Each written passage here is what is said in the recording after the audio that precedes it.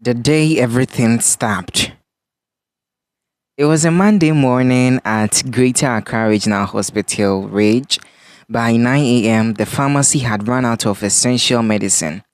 At 10:30 a.m., the laboratory reported that reagents were finished. By midday, a critical machine in the emergency unit had broken down. And for the first time in a long time, the hospital could not function properly.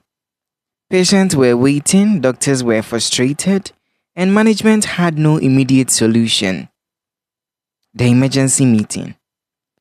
By 2 p.m., an emergency meeting was called. Present in the room were the medical director, the head of procurement, Mr. Mensah, the finance officer, Madam Akusia, the stores manager, Kwejo, heads of pharmacy and laboratory. Let me put it that way. The director spoke clearly.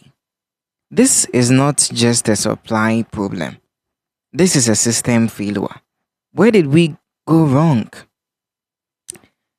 The first realization, procurement is a system. Kojo, the stores manager, stood up. Our stocks level have been dropping for weeks, but requisitions were either delayed or incomplete. In simple terms, a requisition is the formal request a department sends to say, this is what we need. Without it, procurement cannot begin. The pharmacist added, even when supplies come, sometimes they don't meet the required standards. Mr. Mensah leaned forward. Then the issue is not just supply. It is how we are managing procurement. Stage 1. Understanding procurement properly. Mr. Mensah continued, procurement is not just buying, it is a process. This means it doesn't start at the market, it starts from identifying a need, planning, selecting a supplier, and ensuring delivery. He explained that if any stage fails, the entire system fails, and suddenly the team realized they had been treating procurement like a simple purchase instead of structured process. Stage 2. The wrong methods were being used. Mr. Mensah continued, different needs require different procurement methods. A procurement method is simply the approach or procedure used to buy something depending on the situation. He broke it down. For gloves, request for quotation, RFQ. This is used for simple low-value items where you compare prices from at least 3 suppliers. For hospital beds, National Competitive Tendering (NCT). This is an open process where suppliers within the country, let's say Ghana, compete through advertised bidding. For MRI machine, International Competitive Tendering (ICT). Here, suppliers from outside the country are invited because the product may not be available locally. For specialized equipment, restricted tendering. Only a few qualified suppliers, usually 3 to 6, are invited because not everyone can supply it. For emergency repair, single source procurement. This means buying from only one supplier, usually because of urgency or uniqueness. He paused. If you use the wrong method, you will get the wrong results. Stage 3. The people were not working together. Madam Akosia spoke. This is not only procurement. They mapped out stakeholders. Stakeholders are all the people involved in or affected by procurement.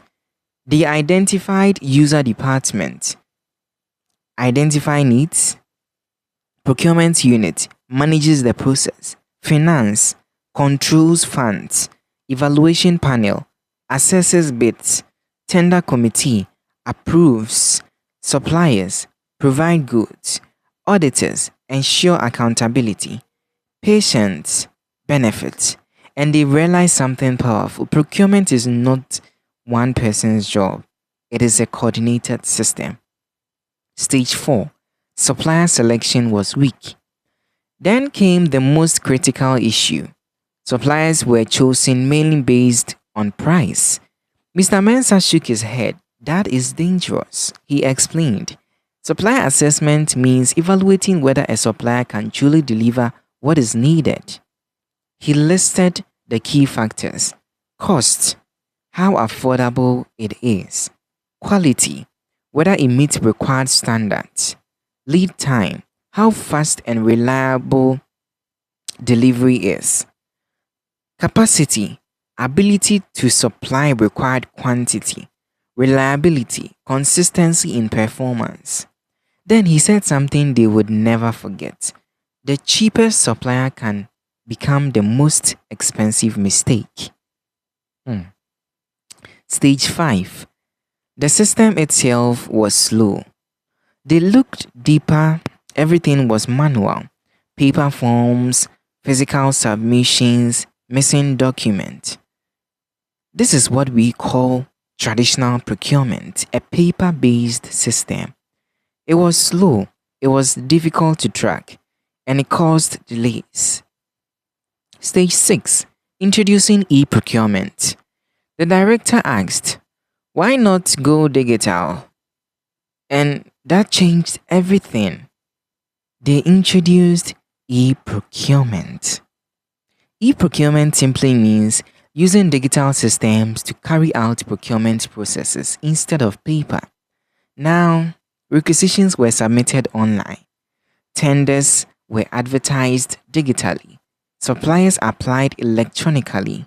Records were stored securely. The system became faster, more transparent, and easier to manage. Stage 7. Building an effective system. Now they focused on doing things right. They identified key success factors. Effective procurement means getting the right goods at the right time, at the right quality and price. They improved planning, specifications, clear descriptions of what is needed, funding, staff competence, monitoring. They followed the 5 R's: right quality, right quantity, right price, right place, right time. Stage 8. Decision making changed everything. At the center of everything was decision making. Every decision now considered cost, quality, and lead time. These 3 factors guide most purchasing decisions and must be balanced carefully. Now, the turning point. 3 months later, everything changed.